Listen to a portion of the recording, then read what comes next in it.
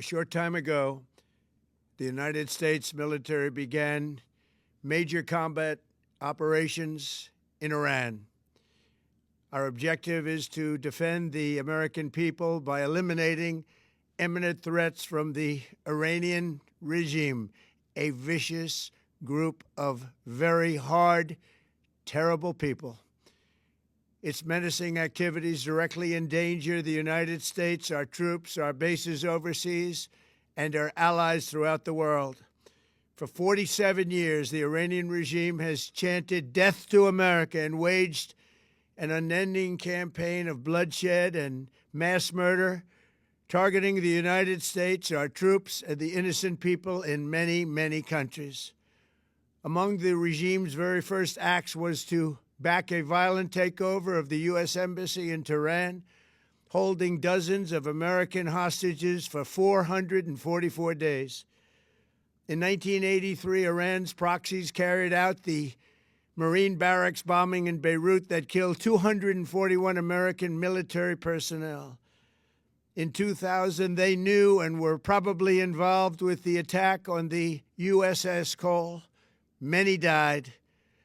Iranian forces killed and maimed hundreds of American service members in Iraq. The regime's proxies have continued to launch countless attacks against American forces stationed in the Middle East in recent years, as well as U.S. naval and commercial vessels in international shipping lanes.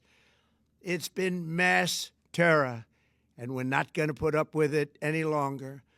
From Lebanon to Yemen and Syria to Iraq, the regime has armed, trained, and funded terrorist militias that have soaked the earth with blood and guts.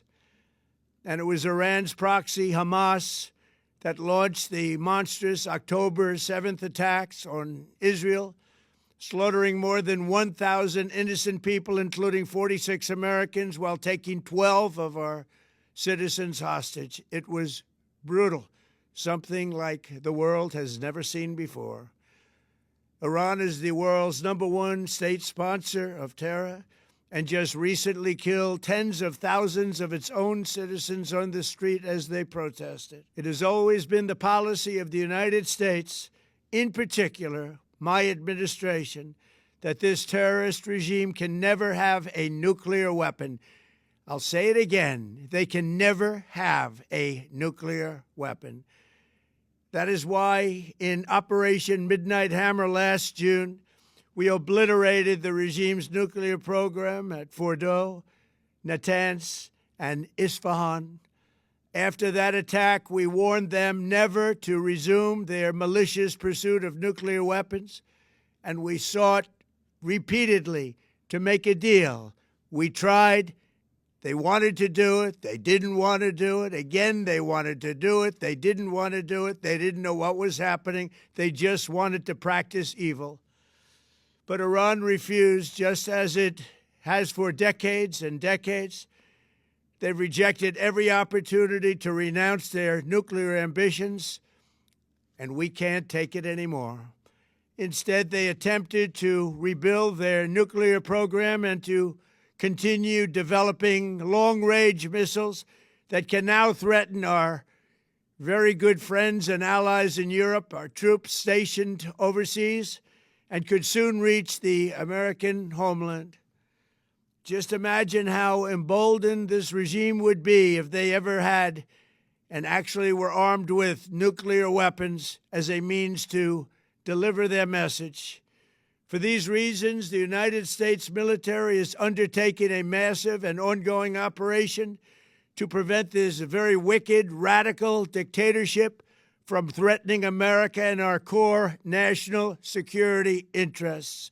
We are going to destroy their missiles and raise their missile industry to the ground. It will be totally, again, obliterated.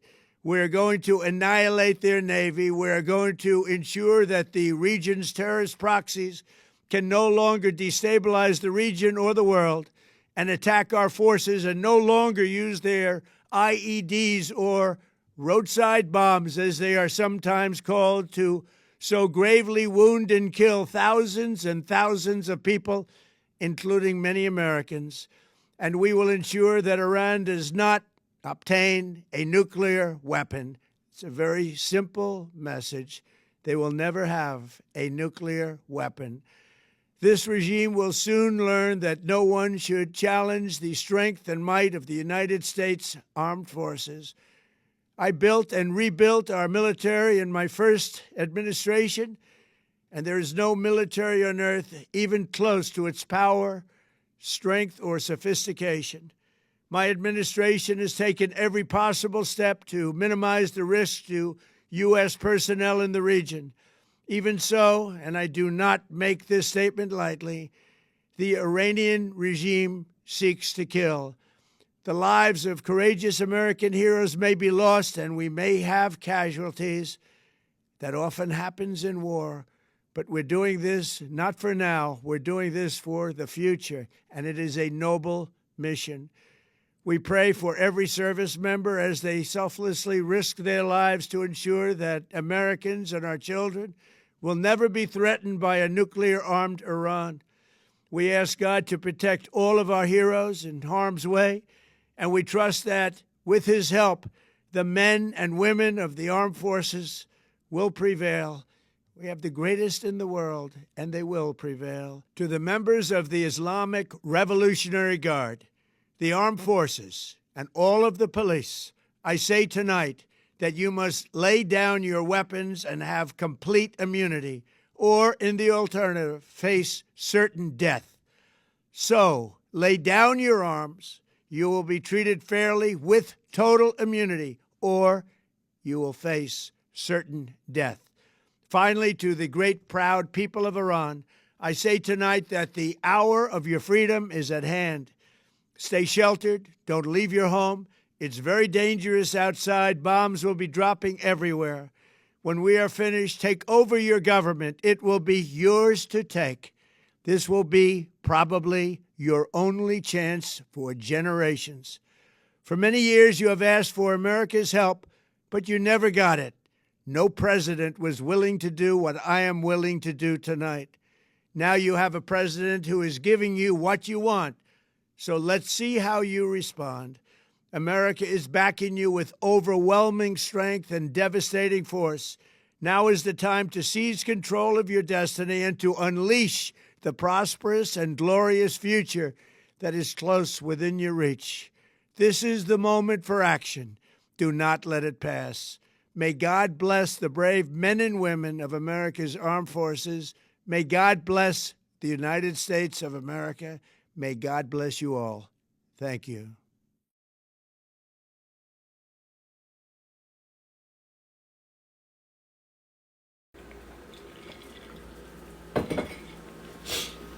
Jeremiah chapter 50, verse 45. Therefore hear ye the counsel of the Lord Yahweh, that he have taken against Babylon, and his purposes, that he have proposed against the land of the Chaldees. Surely the least of the flock shall draw them out. Surely he shall make their habitations desolate with him. I want to give all praises, glory, and honor to Yahweh Ba'ashem Yahushai Ba'ashem Rechakadosh. Double honor to the apostles and the elders of Great Millstone who rule well and who teach well. Much peace and mercy to the hopeful elect, you brothers and you sisters wholeheartedly waiting upon the Lord Yahweh to send his only begotten son Yahushai to deliver us from this captivity. To you I say shalom. Now this video, as you can see in this clip, hey, it's going down, man. It's starting to go down. And we all know what prophecy says, because this is all about prophecy. Let's grab this real fast. This is Revelation chapter 19 and verse 10. And I fell at his feet to worship him. And he said unto me, see thou do it not. I am thy fellow servant and of thy brethren that have the testimony of Yahushai. Worship the Most High, for the testimony of Yahushai is the spirit of prophecy. And this is the spirit that the men of Great Millstone, starting with our elders and our apostles and bishops on down. Prophecy. We've been telling you this for a long time, that there's going to be something that's going to happen that is going to initiate World War III. Now, it's not going to fully commence until the mark of the beast is established. Once that's established, that's when we know we at the complete end. If they start saying, look, this is mandatory, you got to take this, you're not going to operate in the society, that's when we like, yep, you it's time to dust off the hands. We out of here. We only got maybe a few more months, how many ever more months, before Yahweh Hashem Yahushai comes back and destroys this place, man. Now, dealing with this video, you see Donald Trump, very boastful, very proud, speaking about Iran and how they're this terrible regime. They're this very bad regime, right? But look at what the fuck America's been doing, man. Look at what America's been doing. And they hey, look, this is the spirit. The Lord has the spirit of war on the earth, man. Let's grab Isaiah 13 and verse 4. The noise of a multitude in the mountains, like as of a great people, a tumultuous noise of the kingdoms of nations gathered together. Yahweh of hosts mustereth the host of the battle. You see? So this is twofold. It goes into those missiles, but it also goes into these different armies. Yahweh Hashem Yahushai is gathering these armies. He's mustering up that spirit. The scriptures say that he will send fanners, and they shall fan them. Right? So these different nations, everything that's happening right now is leading up to this war. All of these different nations, doing away with the dollar. They're ultimately going to come underneath the wing of Russia, and if you know biblical history, the Iranians are the Persians, right? They had changed their name, I believe, around like 1930 or something like that. Let me make sure. They changed their name. This is AI overview. Persia officially became Iran on March 21st, 1935. See? So Persia is one of the main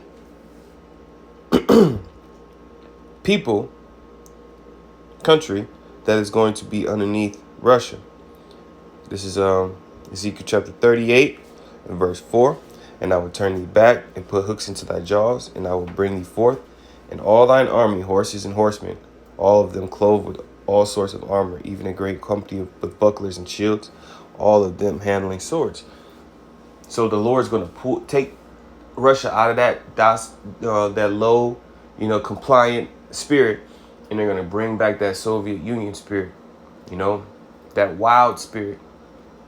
It says, verse 5, Persia, Ethiopia, and Libya with them, all of them with shield and helmet. You see, Persia is Iran. So they're bombing Iran. They're attacking Iran, trying to make them fold. What's going to happen is going to push the hand of Putin.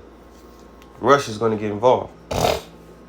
So all we can do is continue to watch, man. Call Haloyim La Yahweh Bashem Yahushai, because the Lord told us these things were going to happen. When you go to Matthew 24, in verse 3, and he sat upon the Mount of Olives. The disciples came unto him privately, saying, Tell us, when shall these things be, and what shall be the sign of thy coming, and of the end of the world? Verse 6, and ye shall hear of wars and rumors of wars. See that ye be not troubled. For all these things must come to pass, but the end is not yet. For nation shall rise against nation, and kingdom against kingdom, and there shall be famines, and pestilences, and earthquakes in diverse places. All these are the beginning of sorrows. So Yahushua, he already told us that wars and rumors of wars is going to be going on. The Lord said that a kingdom divided cannot stand. So they have always been divided. And now we're starting to really see these Edomites in their pride. You see, especially over here in America, because scriptures talk about how they have that look that was more stout than their fellows, right? That pride, man. So they're talking in that boastful, we're better than all of you, even though they're all Edomites. And this is all of the elite's plan, man, to usher in that MOTB. And it's ushered in through it's really the Most High's plan on the left hand side. But the ones who's orchestrating this whole thing is these top elite bankers, man. These top elite bankers, man. So this is beautiful, This is very beautiful because we told you so, And let's go to Ezekiel. Ezekiel chapter 33 and verse 1. I'm sorry, Ezekiel 33 and verse 31. And they came unto thee as the people cometh, and they sit before thee as my people, and they hear thy words, but they will not do them. For with their mouth they show much love, but their heart goeth after their covetousness. And lo, thou art unto them as a very lovely song, one that hath a pleasant voice and can play well on an instrument. For they hear thy words, but they do them not. And when this come to pass, lo, it will come, then shall they know that a prophet have been among them. And you had that one, Jake. Is it safe to say that the Israelites are right? Right? The true prophets, the true men, because you got prophets, and you got just regular men, kings, captains, or whatever. But the job and the office of a prophet is the top job. And every Israelite is not a prophet. Even Moses said, I would that all men prophesied. I heard the spirit of prophecy. I believe that was Moses. I could be wrong.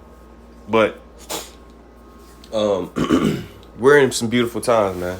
The scriptures say, it's that 1 Thessalonians 5, when they shall say peace and safety, then sudden destruction shall come upon them. So we're going to see and watch the news, see what else happens, to see if Iran retaliates some more or whatever. But, just keep your head on the swivel, man. We're almost out of here. Keep growing in the faith. Keep trusting Yahweh B'Shem Yahushai and really lock in, man. Because, we're coming into a kingdom. And this kingdom has to be removed in order for us to come into our own kingdom. So I'm going to end it there. I pray this is edifying the faith boost, and I want to give all praises, glory, and honor again to Yahweh B'Shem Yahushai. Shalom.